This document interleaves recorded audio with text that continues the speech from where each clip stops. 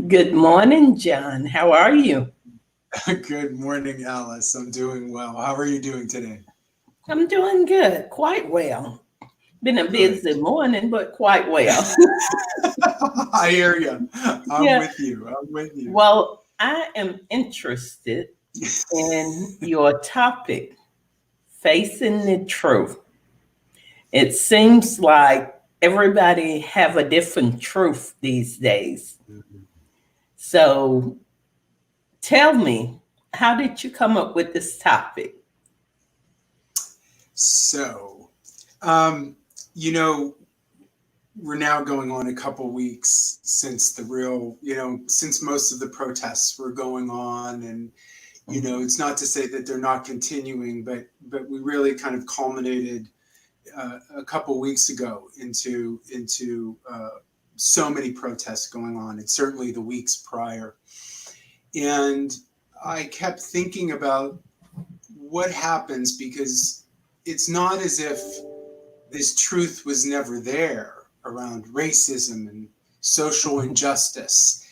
It's not as if it wasn't there, but what has happened is in so many aspects, and this is even about the pandemic, the truth about things. The truth is always there, but what happens when the truth actually reveals itself? When it shows up in front of you as an individual, and then what do you do with that truth? And that's why, in my little kind of opening, I said something about um, you know what happens when we find ourselves facing the truth about the world around us and within ourselves. It can create fear. And I think that's a lot of what we've seen in terms of reaction and response. But it can also provide an opportunity for creating awareness, reflection, and change. And I would even add growth or Mhm. transformation in some way. So, so as I watched so much of this unfold, it was clear to me that the truth was really being revealed. And again, the truth was the truth was always there. It that it almost bloomed out of the ground because it was in front of everyone. And watching TV, um, I saw then where were people taking that truth. And some people were taking that truth as we need to move forward, we need to face this, and we need to go beyond, and we need to create something new out of this real truth, right? We need to move forward. We also saw other people who my own sense was is that they were so afraid of this truth being revealed that we saw the reactions, we saw the pushback, we saw the tightening and the holding on to their conditioning and to what they believe is their truth. Um, but isn't it interesting that when the truth does come out, I often see it as when the light is shining on it. Mhm. It looks different when it's dark, and when people hold it close, then it's a darker truth, and maybe it's not even the truth anymore. But when that truth is revealed, I feel like it's being brought out into the light. That's kind of the sense of what I got. But with all that said, the important thing for me was to then begin to reflect on my own life. How do I see this? What is the truth within myself? Because I started seeing how the world was responding. But then I had to look at myself. And an interesting thing happened, Alice. And that was that the truth was is that my uncle had given me a book of genealogy of my family. many years ago, and he since has passed away. And I remember, because I was responsible for making copies for him, an extra copy, and for my grandmother. I mean, I was making copies of all this. And I remember reading it and just kind of taking it in with the history, thinking, wow, this is really great. I've got this book about who I am, or at least my, my ancestors. And that's where that little rub will come in about who I am. But what came up for me, and again, we often talk about, that this higher power, and without questioning, it was one of those days where it was culminating with all the protests. And I went into the room and I opened up the closet, and guess what was sitting right there? As if and I know I was being absolutely directed, because I've not pulled out this binder for years. And I literally felt as though I was being directed. And I sat down and spent quite a considerable amount of time going through the binder. And there was one binder, that was kind of on my grandmother's side, another on my grandfather's side. But when I went back into the binder, the truth was always there. But I realized that I kind of just skimmed over the truth of what was happening. And then it was being revealed. And again, I used the idea that I brought this out, and it kind of came out into the universe, that it opened up. Mm-hmm. And the bottom line is that no matter which way I turned with this family genealogy, I became a bit overwhelmed by the truth. Because the truth is that one part of the family who came over, and many people came over pre-American Revolution. This is in the early stages of the colonies. But what we know is that, one, for those who came over, they began to move the native peoples out of their spaces, being very brutal in the way that they did this, because essentially their land was taken over, and they were fighting for that, and they were fighting against these people who were white settlers who came in, and they weren't settling anything. They were taking somebody's land. And so that is a long line of history on just one side of the family. Then I add another side, the other side of the South, and the other side of documents showing that my family owned slaves.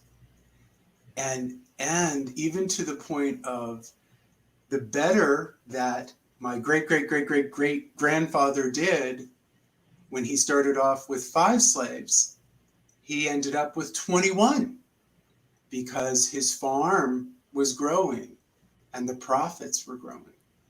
And to see the register in the genealogy book without names, simply the gender and the age of the slave. Wow. Yes. And then add, that the majority of that time fought in the Confederacy. Now, there were several of them who at that time you could actually have somebody fill in for you, which I found fascinating. I didn't know that, but there's records of where some of the family members, because they were farmers, and I suppose that they had some money at that time, considered money, that you could actually have somebody go to war for you.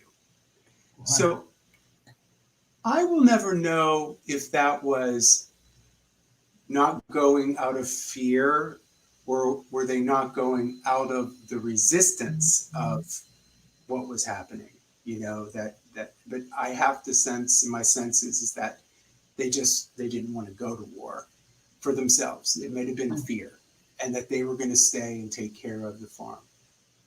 So with all that said, going through these pages and seeing the truth all lit up in my room, from the native peoples to slaves to fighting in the Confederacy,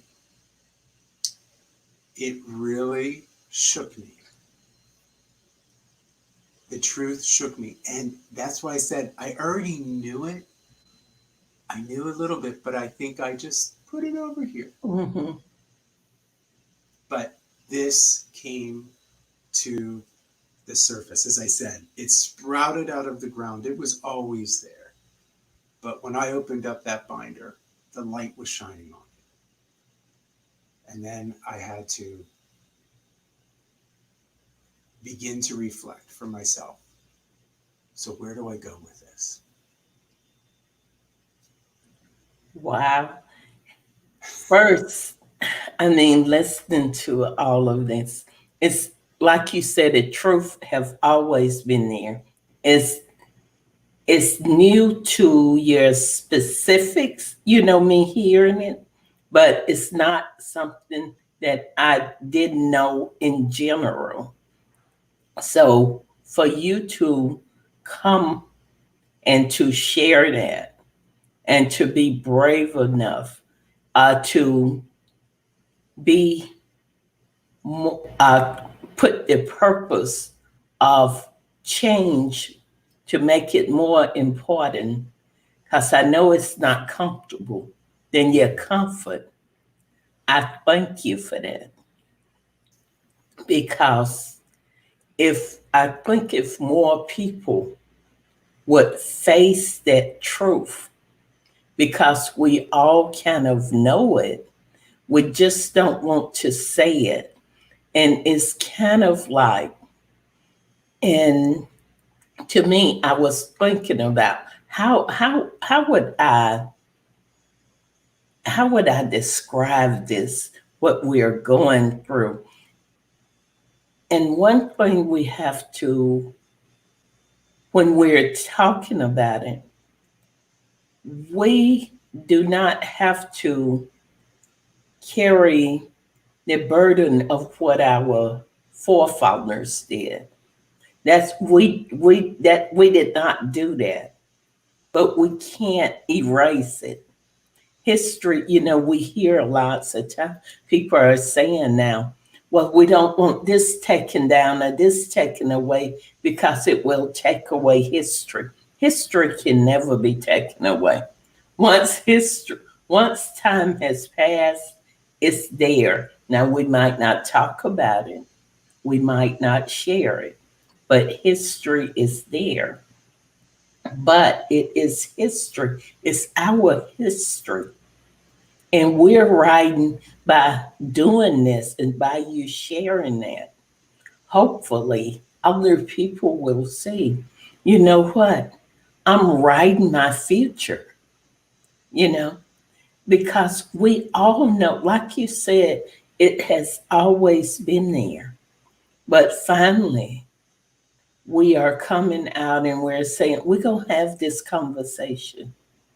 No matter how uncomfortable it is, we are going to have this conversation, because we no longer want to carry the burden of the past, what we can't talk about. And we can talk about it behind closed doors with certain people. We are ready for a change. And I really did, like I said, I really thank you for sharing that, because it's so many people, the same story. And I think, to me, sometimes when you share something like that, it's like taking that weight off you. This is no longer mine, you know? So I'm like, wow, I'm so proud of you for Thank you. sharing that, and so appreciative, because that's what I think, that's the truth that everybody is hiding behind. if I had to describe this situation, and this is really strong, but I would describe it as in a family, because all of America is family. It's kind of like if one member of the family molested another member of the family, and all the family knew, but nobody talked about it. But this member that was molested had to always see the person that did it to them, but they couldn't say anything. And that's a great, great burden.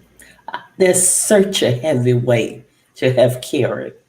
And I think in conversations like this, me as a Black person, that's how I feel, uh, this has happened. But if you would just acknowledge, okay, this happened, I know you see me, you hear me, you know, and I can start to heal, and you can start to heal, and we can go from here. That's amazing. You're right. It it is so much about healing, and this is where we're at. And as you said, we have to we have to bring it out. I grappled over the past couple weeks Mhm, of feeling very guilty, and I kept asking myself, what is this guilt about? mhm, And I kept thinking, and what started changing, because there is guilt, but then I said, if I speak this truth and I put this out into the open and into the world, it's not about me feeling better, but it is about the truth being revealed, that this is true. And as you said, Alice, so many people probably have the similar stories. mhm, People who look like me, maybe not even look like me, but mhm. people have these stories.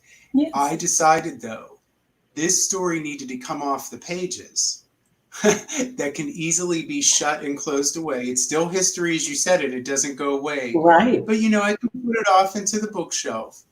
But I felt that it was so important to share that truth. I think the next step for me, and I think this is where this all comes together, is how are we looking at ourselves and where we're at in this moment, and where do we want to go? So I had to take a moment to Mhm, look at my own life right now, because as someone from the outside can look, they can just see the white man standing there, mhm, and a lot of assumptions can be made very quickly. And this is what we do often get ourselves wrapped up in, is mhm, making assumptions until we get to really know that person, until we see them, as you said, and until we hear them, mhm. and also know their story. Yes. Because and that was my next step of saying, let me look. And in a way, what came up for me, and it felt as though it's, again, it doesn't throw all of the history away, but I was able to look at myself and say, there is no doubt, and I still have work to do, because we've been conditioned to the way, many times, the way we think, the way we Mhm, see, especially around historical things, and how we respond to things even subconsciously because of this conditioning. The subtleness sometimes of racism. The subtleness, mhm, sometimes it's so subtle, you know, and so I will never say that I am the perfect person who has move beyond, all of the things that I was taught and what I've seen. But what I do believe is that if I look at my life, I really feel that I have broken the cycle. And I mean, I even use the term broken the chain Mm-hmm. of the past. It doesn't go away. But I believe that I was the generation, especially in my family, that finally broke that chain. I think there were moments where there it was getting broken down a little bit, but I Mm-hmm. want to believe that it's almost completely broken. It will never be fully broken, but I feel like I'm still in that place of continuing to break that chain, that cycle. And so, as I said, when people get to know who I am, so when I turn around and I say, I'm married to somebody who's of Mexican descent. Mm-hmm. I have two children who are both boys of color. Now, that doesn't give me a pass. That doesn't mean, oh, John, you're all good to go. What it really does mean is that I need to continue to really look at myself. But I want to believe in the way that I'm responding to the world right now, the way that I look at my family, the way that I'm showing up, and the way that I'm trying to ensure that there's some kind of healing in this world, that the work will never be done. And you and I talked a little bit, about having difficult conversations. For me to have a conversation with these two young boys about what happens if these circumstances arise. What happens if you're walking down the street? Because I know, at least when I was little, that that would have never happened to me. Right. But what did happen to me is that, and now I put myself out there even further because of my sexual orientation. I do understand what it does mean to walk down the street in fear, because I had many years where I had to look over my shoulder because there were people who hated me. And there still are. Yes. There still are. So, again, I don't get a free pass. But what I do say is that I can walk a little bit, not fully, but I can walk a little bit in understanding Mm-hmm. what some of this means.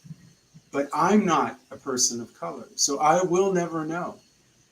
But my heart can tell me Yeah.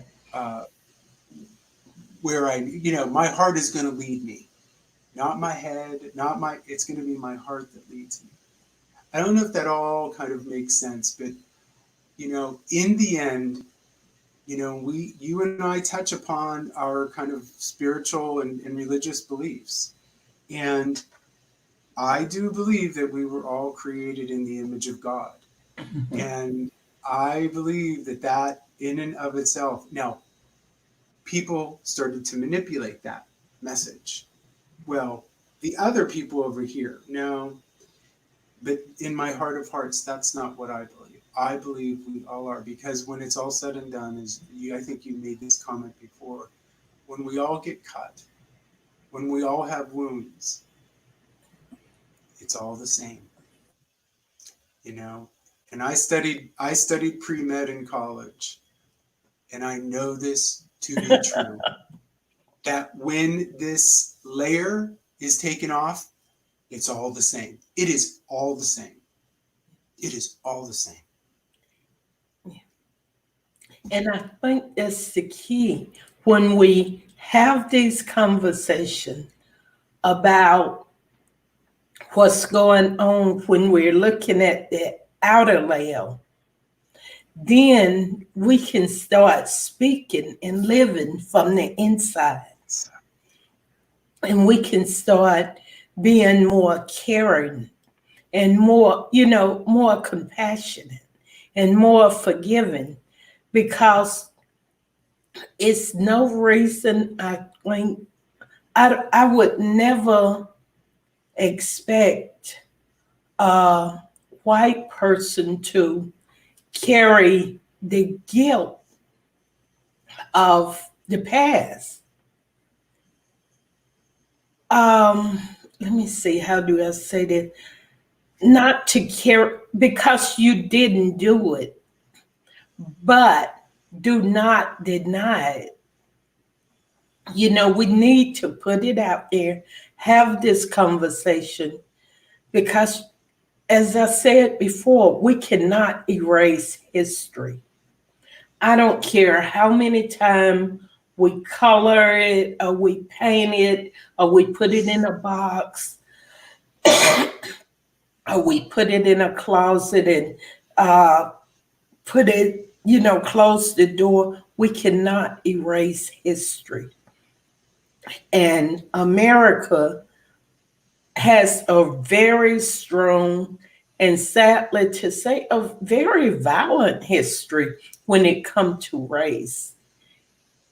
And I think one of the things, because I have this discussion with my daughter and my son, and we talk about race a lot. And the thing that I think a lot of white America may not understand is that we just want to be acknowledged. If you acknowledge me and hear my story, for so many years as Black people, we have, and I think some of this was, maybe it was conditioned, maybe, I don't, this is one of the questions I kind of ask myself. Why did we? It's like this was racism, and the way slaves, Black people were treated in the past. That was not our burden to carry. We should have given it to whose it belonged to. We should have said, okay, you did this, so now instead of me not talking about it, or being really quiet and us just pretending it didn't happen, this is yours. Now, what are you going to do with it? It's kind of like on this past weekend, and I'm sure you heard here in Mississippi, they retired the Confederate flag. Well, the flag with the Confederate insignia on it. And it's like, for so long, people were like, oh, wow, I'm so glad. I'm so glad. Then some are like, well, we've taken away history. You can never take away history. Really, you making the world and making us have the conversation about history. Because as long as it was just flying and no one was talking about it, but now that you're taking it down, you have one group of people saying you're taking away history. You have one saying, but what is the history we're taking away? And it's that truth that lots of the people do not want to discuss. They want to say you're taking away history. History, you can not go back and change time. History is history. You know, uh, there were, if you go all the way back, to Africa, where when slaves were being purchased and everything, some of the slaves were actually sold by the tribe to the settlers. So, but you can't change that. And it's not, there have always been slaves all over the world, in Egypt, everywhere. The big thing with the Black Americans are, it wasn't so much that there was slavery, but it was the inhumane treatment of the slaves. I don't think, even if you compare the Holocaust, I don't think there have ever been such inhumane treatment. That's where our pain comes from. You know, that's a very painful. I mean, that's where our pain comes from. Because I mean, you can look at the Bible, you can look at everywhere. There have always been one person over another person, you know. But it's the brutality that it happened in America. I mean, to try to convince human beings that you were not human.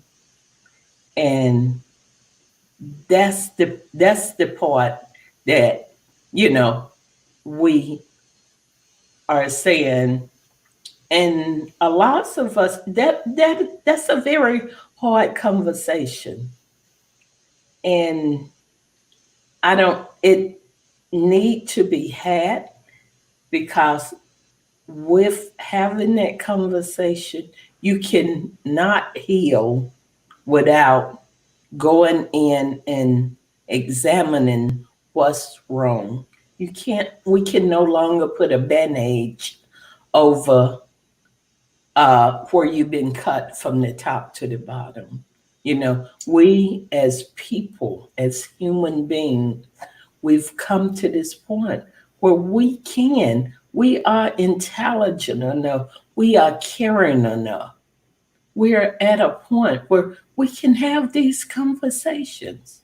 You know, we are willing to be, as I said last week, we're willing to be uncomfortable to create comfort. But it's just, we have to do this. And I really, like I said, I really do appreciate you having this conversation with me, because you hear, everybody else, on Facebook, everywhere, they're saying, let's have a conversation. But I don't think they're getting quite as deep and as real as we're getting and as we're digging. And, like I said, I know it's uncomfortable because we are human beings and we are trying to uh, figure out and fix and go forward with something someone else did in the past. But that we've inherited this. And it's like, okay, now we are going to do something with this so our children won't have to inherit this, so that they can go forward. They can walk the streets and not think, oh, wow, is someone going to stop me? Mm. We can do this. I believe we can, if we want to, and if we put forth the effort, and if we believe the purpose is bigger than our comfort, because it's going to be uncomfortable sometimes. That's right. That's right. That's, yes, absolutely. Absolutely. So, at this point, it's about moving forward. It's about having these difficult conversations, and it's about us reflecting within ourselves, Hmm. that The other thing that I also say is it's about educating ourselves too, because there are a lot of people who don't know the history. And there are a lot of people who also were given information about that history that may not be necessarily correct. Right. And and so I think part of this is also learning and understanding because this has been going on for a long time.